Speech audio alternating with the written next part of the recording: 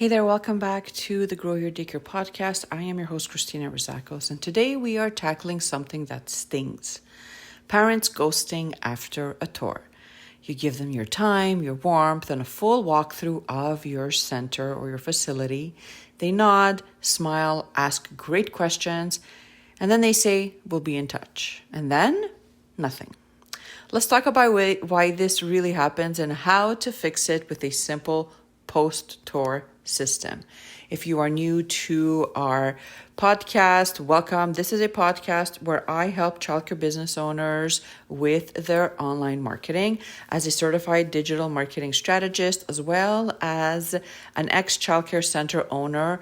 I know exactly what you are going through in this business, and my hope, at least my number one mission with this podcast and all the content I put out there is that I really want to help you understand online marketing better. And more importantly, I want you to take steps. So every time you learn something new, I want you to go out and implement it in your childcare business, okay? So getting ghosted after a tour isn't just frustrating, it's expensive. You spend time preparing, maybe even adjusted your schedule, and that family, well, they never followed up, they didn't call, they didn't respond to your message, and you're just left wondering, did I say something wrong? Did they find another program? Do I follow up again, or do I just let it be? Here's the truth. Most parents don't ghost because they don't like you. They ghost because you didn't lead them confidently to the next step. Okay, so tours are not the finish line, they're just the middle.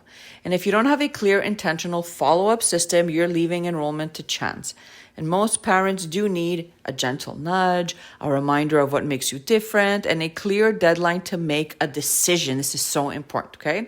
So without that, they second guess, they get distracted, or default to another program that stayed in front of them, in front of their eyeballs. And the most successful centers don't just give great tours, they have a great post-tour follow-up. And this is what I want for you, my friend. I want you to take your tour process seriously, and I want you to implement a few things that we are going to talk about right now, okay? And this happens whether you're running a small in-home, and this also applies if you're running, let's say, a larger center, right? Parents book a visit, they show up, and then you don't hear anything from them. And what I always suggest, especially to my clients inside the agency, and especially for those that are actually investing in Facebook ads to get these families to visit, is to get real serious about implementing a post-tour system that might look like this. Okay, so the first step is immediately after the tour, send a thank you text or an email within 2 hours because they are warm at that point, okay? Reaffirm what they liked, mention the child's name, and just keep it personal. Like, don't send a template out. Keep this personal. Step 2, 24 hours later, so a day after they visited, send a message that restates your offer and reminds them of any deadlines. Just example, we're holding your spot for 24 hours. Okay, something like that. And step 3, 3 days later, final check-in with a helpful FAQ or a testimonial from another parent. Like, so you can share, let's say, what a client shared about your program. Maybe they left a review on Yelp, or they sent you a nice text and you want to share it with this family. You can. You can send out a frequently asked questions sheet. You can just put this together in a simple Google Doc. It doesn't have to be anything really difficult to put together. It doesn't have to cost you a penny either. And just think about, let's say, 5 to 10 questions that you get asked often from other parents that visit, and then just answer them, on this sheet, and always give them that next step. Okay, always send us a message right now, call us to take the next step so you can come in and fill out the paperwork, whatever that is, okay? You don't need to have a fancy CRM or a software. You just need a repeatable system that builds trust and creates clarity. I had a client that did not have a follow-up process. She was investing in ads, and when clients invest in ads, it's really important that they take, their tour process seriously because, again, they are investing money for the traffic. So we want to make sure that once we get that traffic and they do click and they book a visit, that we increase their chances of actually getting someone to not only show up, but to enroll, right? So we went through her tour process together.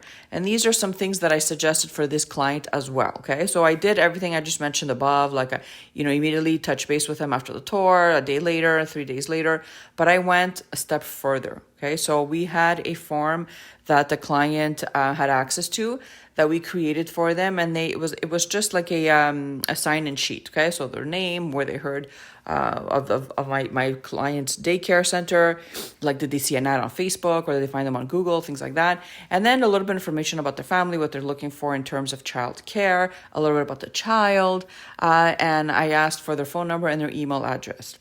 Really important.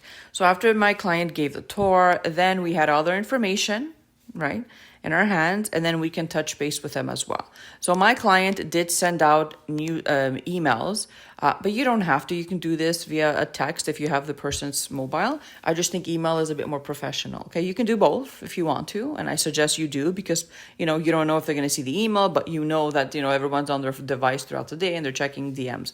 So you can do either. But we had a 7-part email sequence that we wrote out for this client, that everyone that signs in to her form or books a visit or gets on their email list, and that's not a client, gets a series of emails sent out to them. So the first email, it's a welcome email. The second email, a little bit about the owner. The third, a little bit about the center. The fourth, we're sharing reviews, testimonials, things like that. And just kind of builds up that trust that sometimes it's hard to nurture if you're just giving like a 20-minute tour to a complete stranger, right? So we just wanted to increase our chances of actually getting this client to stick around or to come back or to even better book a visit with them. And this really did help her because these parents ended up booking a visit, showing up, and she had 1 out of 4 tours convert, which was great because before that she was having a hard time enrolling new clients in her program. So it's really important that you put a system in place that is going to work for your business, the type of business that you have, whether it's a home daycare or a larger center, whether you have an active CRM or software where you're holding emails, or whether you're just doing this with text, and really just put something together to increase your chances after someone has visited. Only because someone visited your program does not mean that they are a good fit or that they're actually going to take the spot, okay? So it's really important that you put this in place. If you do need help with your tour process, we actually help clients with that. We offer a few packages, and one of them is a growth plan. We can actually put a tour process together for you and kind of walk you through it and practice it with you to make sure that it is optimized and ready to go. If you want to get some more information on that or how we can work together, or if you want to try out our SKOOL community for free for a week, all the links are in the show notes, all right? So I hope that this episode blesses you and your business, and I'll see you in the next episode. Bye for now.